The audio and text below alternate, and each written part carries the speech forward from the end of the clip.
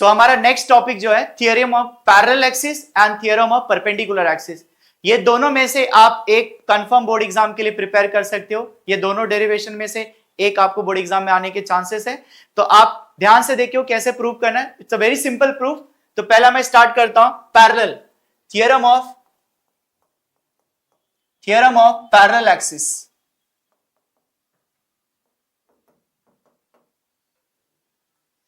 Theorem of parallel axis के लिए मैं सिंपली एक बॉडी को डिजाइन कर लेता हूं। इस तरीके का मान लेते हैं कोई एक बॉडी है, ठीक है, इस तरीके का कोई एक बॉडी है। नाउ इस बॉडी का एक सेंटर ऑफ मास पॉइंट से मान लेते हैं एक एक्सिस ऑफ रोटेशन पास हो रहा है। तो इस बॉडी से एक सेंटर ऑफ मास से मान लेते हैं इस बॉडी का सेंटर ऑफ मास इस पर्टिकुलर पॉइंट पे, ठीक है। तो ये जो हो जाएगा ये axis of rotation,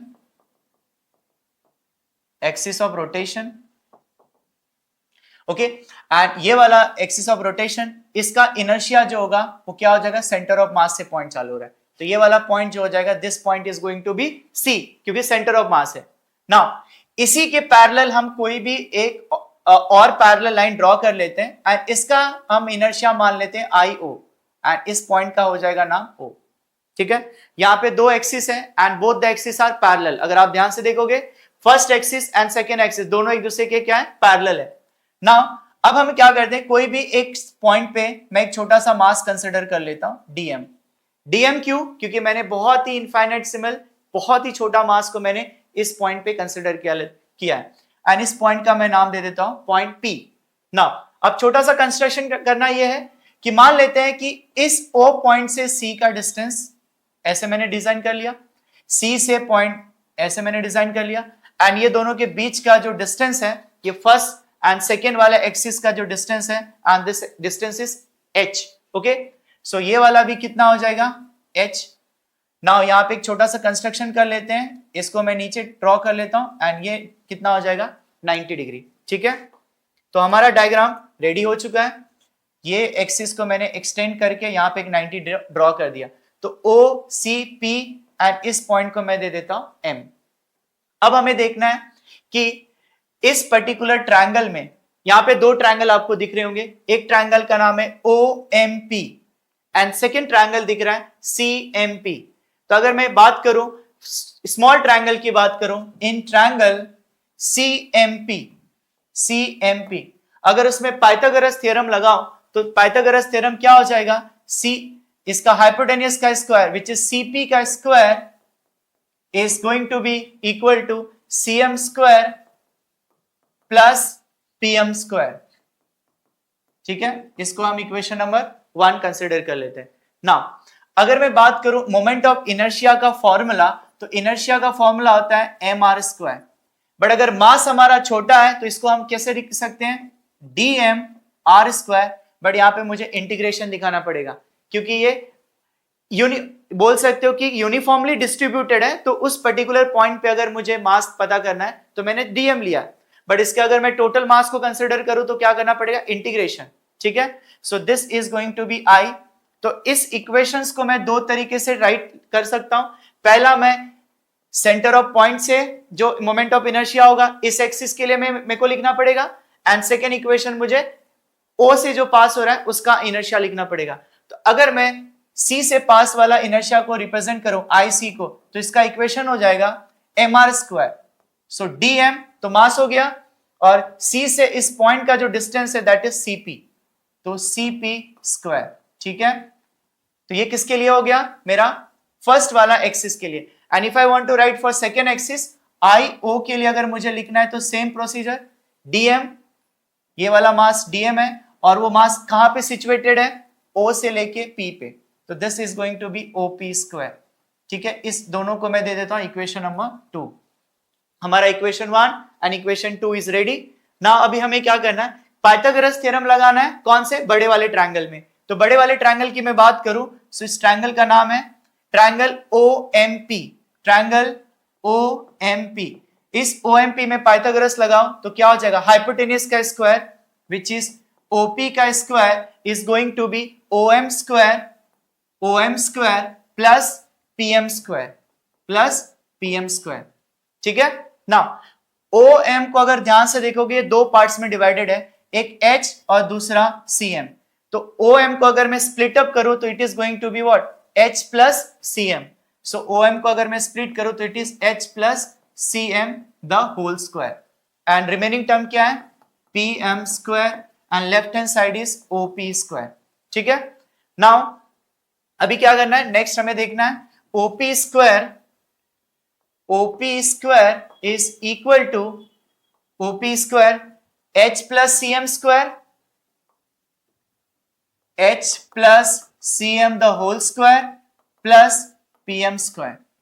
okay, hope यहां तक क्लियर है। मैंने इस पार्ट को मैंने क्या किया, स्प्लिट अप कर दिया दो फॉर्म में, H प्लस Cm के फॉर्म में। अब हमें क्या करना है, यहाँ पे a plus b the whole square का फॉर्मूला लगाना है। So a plus b the whole square का फॉर्मूला हो जाएगा a square which is H square plus 2ab, ठीक है, 2ab plus b square is nothing but Cm square, and last में क्या बचा है, Pm स्क्वायर।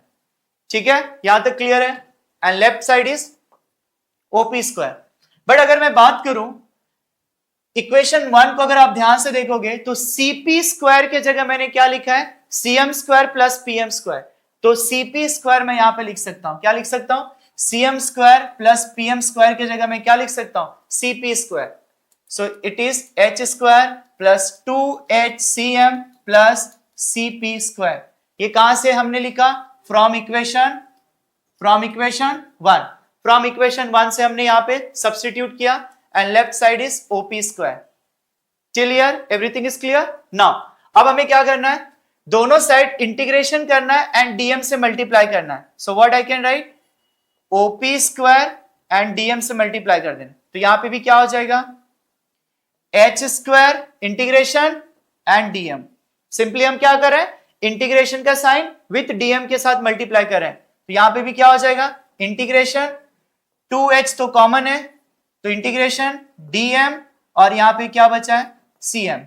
ना plus integration of dm Cp square. Hope यहां तक सबको क्लियर है। अब हमें क्या करना है, OP स्क्वायर dm को अगर आप पिक्चर में ध्यान से देखते हो, OP एंड dm का इंटीग्रेशन क्या बताता है, moment of inertia passing through O point, moment of inertia passing through O point. तो इक्वेशन 2 को अगर आप ध्यान से देखोगे, dm OP स्क्वायर के जगह आई कैन राइट IO। तो ये इसके जगह में क्या लिख सकता हूं, IO। नाउ H स्क्वायर को मैं बाहर ले लेता हूं, इट्स अ कांस्टेंट जो हॉरिजॉन्टल लेंथ है। dm का टोटल मास क्या हो जाएगा, m। dm मतलब total mass, integration of dm को हम क्या लिख सकते हैं, the total mass of the body. Okay, अब ये वाला पॉइंट्स को आप ध्यान से देखो, ठीक है, इस वाले पॉइंट को आप ऑब्जर्व करोगे। सो इस पर्टिकुलर पॉइंट में ये जो Cm है, this distance is almost you can say negligible, और here the distance is very very small. तो ये वाला पार्ट को आप क्या कर सकते हो, कंसीडर एज जीरो कर सकते हो। ओवरऑल वैल्यू ये क्या आ जाएगी, आपकी जीरो हो जाएगी। सो प्लस जीरो प्लस वहां पे क्या लिख सकते हो, dm Cp स्क्वायर, dm और Cp स्क्वायर के जगह मैं क्या लिख सकता हूं, moment of inertia passing through centre, moment of inertia passing through centre of mass. So यहां से मैं इक्वेशन 2 से क्या लिख सकता हूं, यहां पे I can write IC। Okay, so हमारा इक्वेशन हो जाएगा I naught is equal to IC plus mh square.